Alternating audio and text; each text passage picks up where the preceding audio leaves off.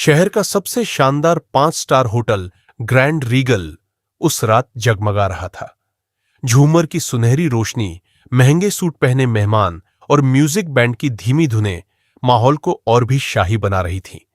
अंदर बैठा हर शख्स या तो किसी बड़े बिजनेस का मालिक था या किसी ऊंचे ओहदे पर काम करता था।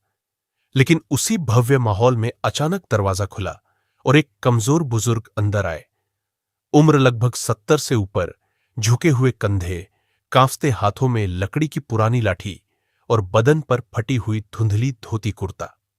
उनके पैरों में पुराने चप्पल थे जो चलते चलते आवाज कर रहे थे।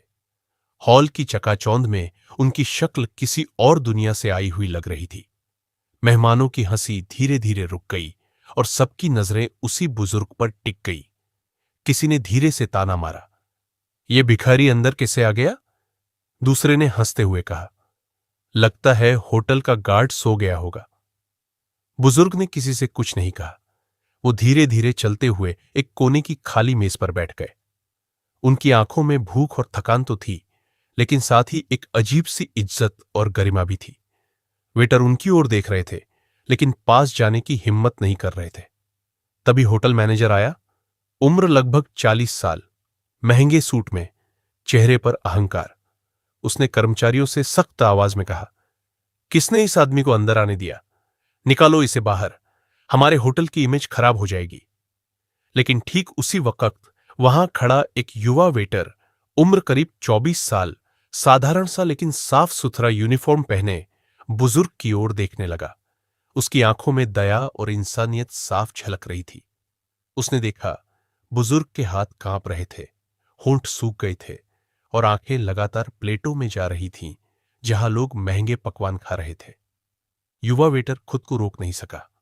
वो चुपके से रसोई में गया और एक प्लेट में गर्म खाना भरकर बुजुर्ग की मेज पर रख दिया। "बाबा, थोड़ा खा लीजिए।" बुजुर्ग ने कांपते हाथों से प्लेट उठाई और आंखों में आंसू भराए। उन्होंने धीरे से कहा, "बेटा, भगवान तुम्हारा भला करे।" लेकिन जैसे ही यह दृश्य हुआ, होटल मैनेजर गुस्से से उबल पड़ा। वह सबके सामने उस वेटर पर चिल्लाया, "तुम्हारी हिम्मत कैसे हुई हमारी रॉयल जगह पर किसी भिखारी को खाना खिलाने की? बाहर निकलो, अभी के अभी। तुम जैसे लोगों की वजह से हमारी रेपुटेशन खराब होती है।" पूरा हॉल चुप हो गया। अमीर मेहमान भी तमाशा देखने लगे। युवा वेटर की आंखों में आंसू आ गए, लेकिन उसने बुजुर्ग की ओर देखते हुए कहा, "सर, मैंने सिर्फ इंसानियत निभाई है।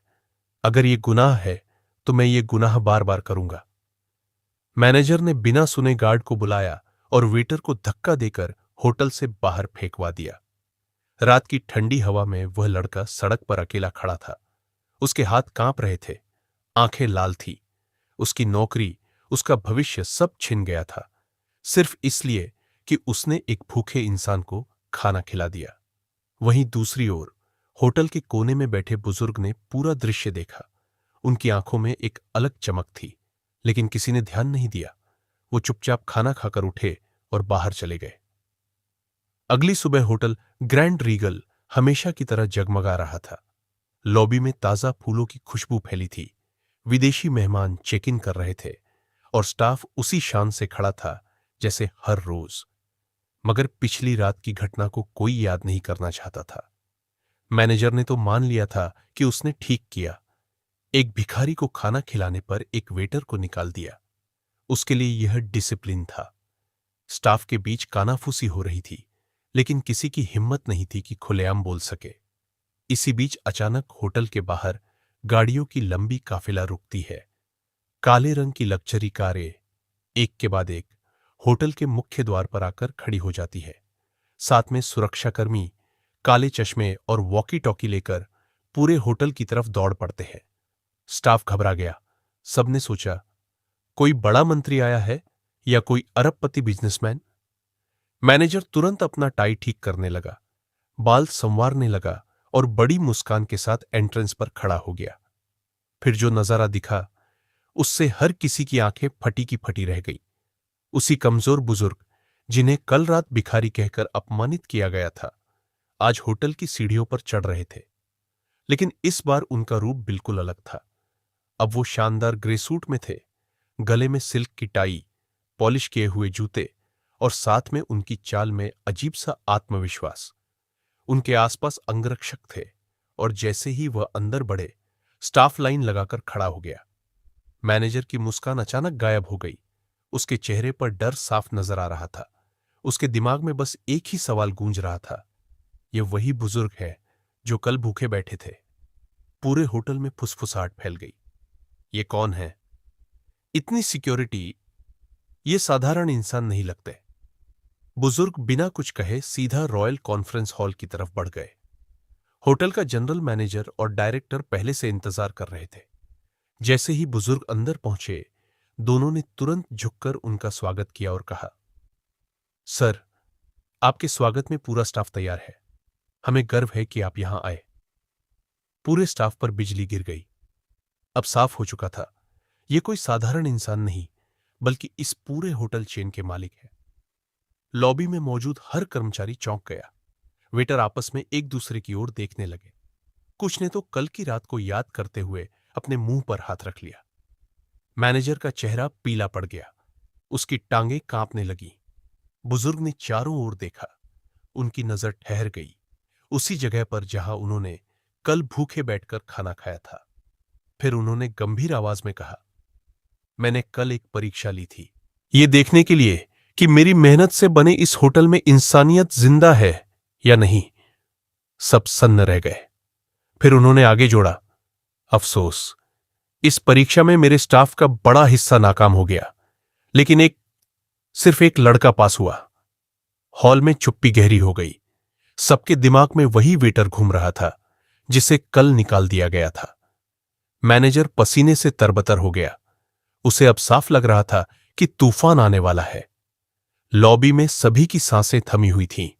सबकी नजरें उसी बुजुर्ग पर टिकी थीं, जो अब किसी साधारण मेहमान की तरह नहीं, बल्कि होटल के मालिक की शान से खड़े थे। बुजुर्ग ने अपनी गहरी आवाज में कहा, कल रात मैंने इंसानियत का इम्तिहान लिया, लेकिन नतीजा देखकर मेरा दिल भारी हो गया।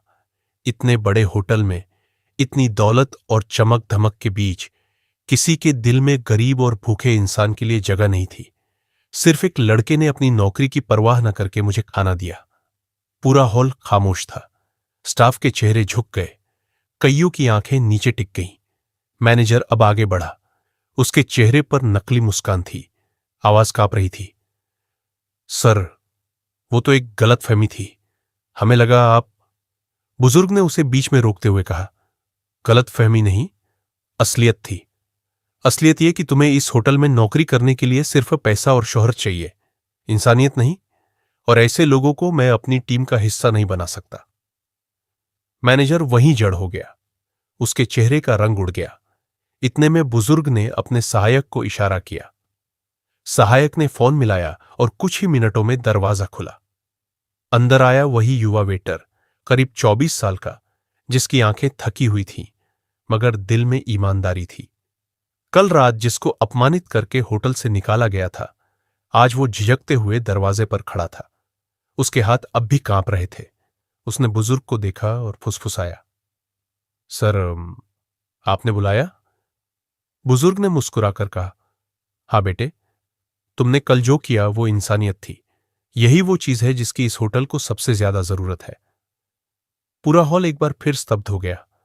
बुजुर्ग ने सबके सामने घोषणा की, आज से यह लड़का इस होटल का नया मैनेजर होगा।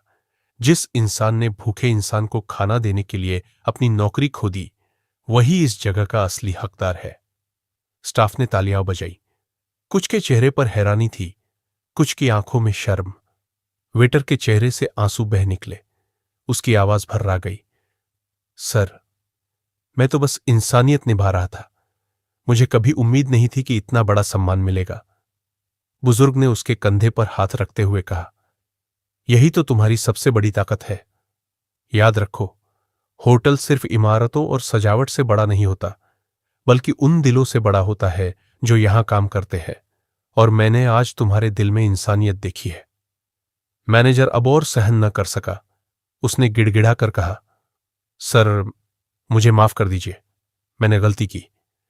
बुजुर्ग ने उसकी तरफ सख्ती से देखा और बोले, गलती तब होती है जब इंसान अनजाने में कुछ कर बैठता है, लेकिन तुमने जानबूझकर किया।